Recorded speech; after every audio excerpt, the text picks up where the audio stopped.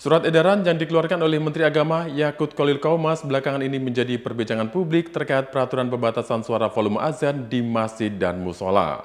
Adanya keputusan yang dikeluarkan oleh Kementerian Agama tersebut, MUI Jember pun memberikan komentar.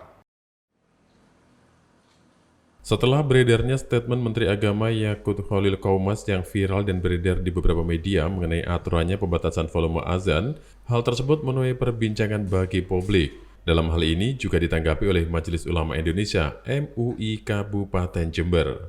Menurut Ketua MUI Jember Muhammad Abdul Haris, dengan adanya surat edaran tersebut, Kemenang dengan aturan yang banyak memicu respon negatif tersebut harusnya perlu mempertimbangkan secara matang. Sebab masjid ataupun musola di beberapa daerah memiliki kearifan lokal tersendiri.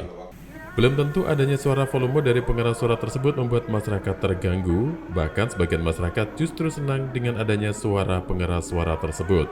Dengan begitu, suara pengeras dapat mengingatkan masyarakat sekitar untuk pergi ke masjid atau musola, serta mempersiapkan diri untuk menjalankan sholat berjamaah, dan juga dapat melakukan amalan-amalan sebelum sholat berjamaah dimulai.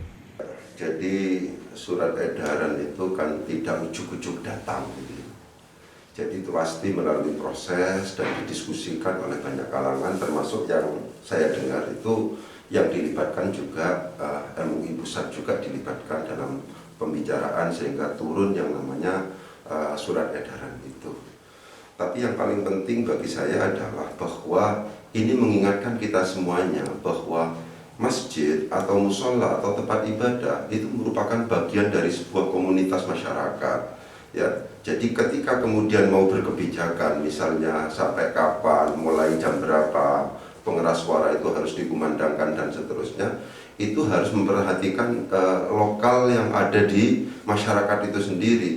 Harus ada kearifan lokal gitu. Pun juga demikian kan kita tahu bahwa surat edaran itu sendiri kan juga tidak sampai pada akhirnya memberi sanksi kan begitu. Ini adalah semua pihak harus harus menyadari bahwa di masjid itu ada masyarakat, ada tetangga yang bisa jadi di situ itu adalah ada orang-orang yang memang mungkin saja gitu dalam tanda petik ya, bisa jadi terganggu gitu loh.